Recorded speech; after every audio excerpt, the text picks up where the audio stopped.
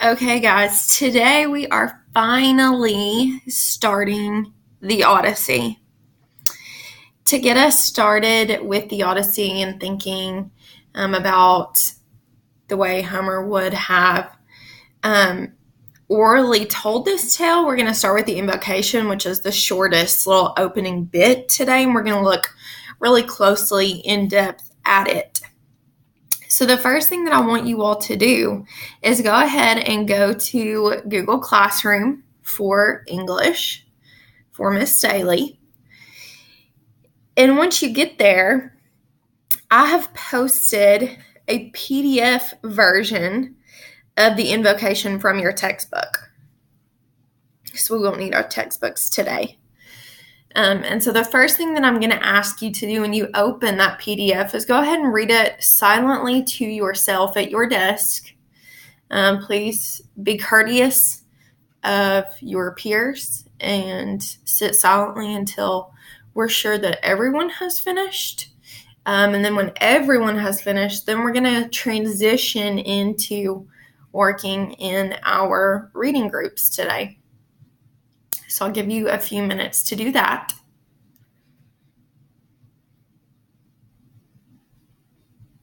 Now that you have had some time to read the invocation silently to yourself, what I want you to do is start out by choosing one person in your group to read it aloud. Okay, remember, this is poetry, right? So we don't necessarily stop at the end of the line. We stop where there's punctuation, and you can pause at the end of the stanza. If you get tripped up over the words, it's okay. It's going to take a little bit of practice for us to kind of get in the rhythm of hearing what this would have sounded like. So go ahead and take some time in your groups to do that, and I'll give you about 5 minutes to do that.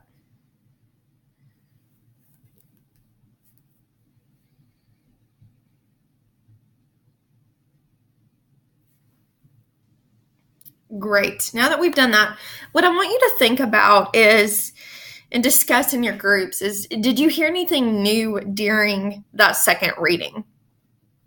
When you hear something aloud, especially poetry, it sounds different.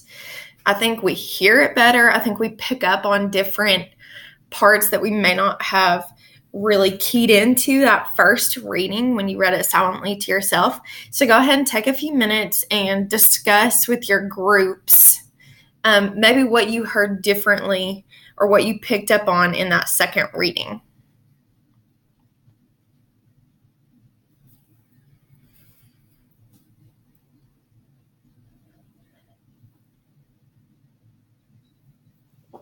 Now, again, I want you to choose someone else in your group to read it aloud. The more that we hear it, the easier it is to hear it, the easier it is to comprehend it. So go ahead and take some time, have someone else read it. If every member in your group wants to read it, great.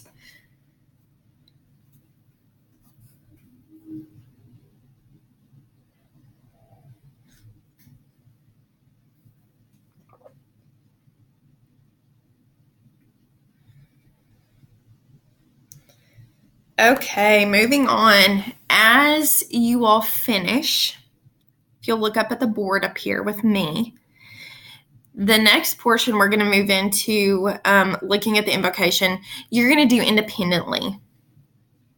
Okay, and so what I want you to do is, with the PDF open on your Chromebook, you're going to open your Screencastify extension that's in the top of your toolbar. Depending on how many extensions you have, you may have to expand those, which we've talked about. But your Screencastify extension, remember, is an orange arrow that's pointing to the right.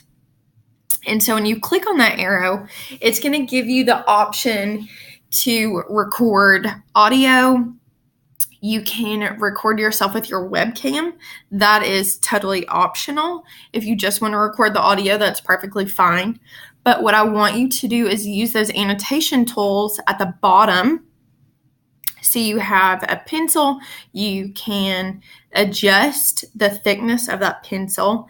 Down here in the bottom left-hand corner, you can pause the video if you need to. You can erase if you need to. But go ahead and take some time and work through annotating your own copy, your PDF version of the invocation. If you need to refer back to your annotations handout that I gave you, should be in the writing section of your notebook. Okay. So if you need a little bit of a refresher on what I expect with annotations, and picking out maybe words that you don't understand or key ideas or what you think might be an important line in a stanza, those are things that you need to refer back to that annotation handout.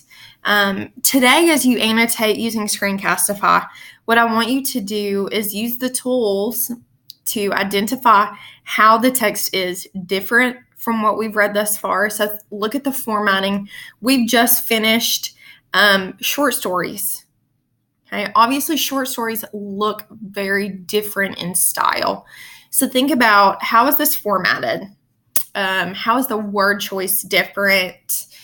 What pieces stand out to you? Make sure that you look at the information in the margin on the right-hand side, right? Because marginal information is always important. The italicized information at the top is also key information. They put it there and they italicized it for a reason. So be sure that you key into those two pieces of supplemental information as well.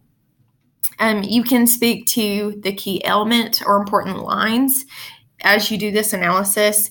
And then I also want you to use the audio, okay, to speak back to me, Miss Daly, on maybe questions that you still have, parts of the stanzas that you don't understand. So sometimes we get lost in part of it and we can understand part of what's happening, but then we're not really sure.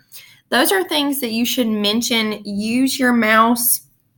If you can indicate to me with a mouse or even with a pencil, that would be a good space for me then to clarify that for you tomorrow as we pick back up and look at this again before we move on to the actual first story, the first book of the Odyssey. Okay, so take some time now. Give yourself 10, 15 minutes to annotate through. Think about what you're hearing, what you're understanding, what you're not understanding, and start to think about, how does this play into what we've already learned about with Greek mythology, Greek history, the Greek civilization, and what Homer might be referring to or pulling from based on what we've already learned.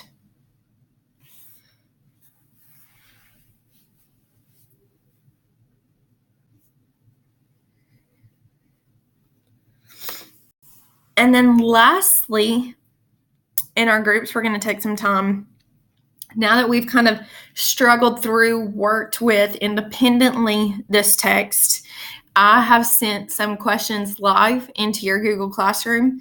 It's called Invocation questions. Can't really mess that one up. Go ahead and open those. I have made a copy for each of you so that you can each type and save it, and it'll save to your drive. Go ahead, work through those as a group. Okay, so you're each going to submit them independently for me to look at, but I want you to really work through, think through them, use the knowledge, the brain power collectively as a group to think through those questions that I'm asking you. 2, 3, 4 minds is always better than one, right? We all look at things differently. We all interpret things differently. So really take some time. When you're done for the day, you're going to go ahead and submit them to Google Classroom by hitting Turn It In. Okay, it's in that top right-hand corner of your Google Doc. It's right beside your little name icon. your little picture. So when you're done for the day, you're going to go ahead and submit those questions and then turn them in for me to look at tonight.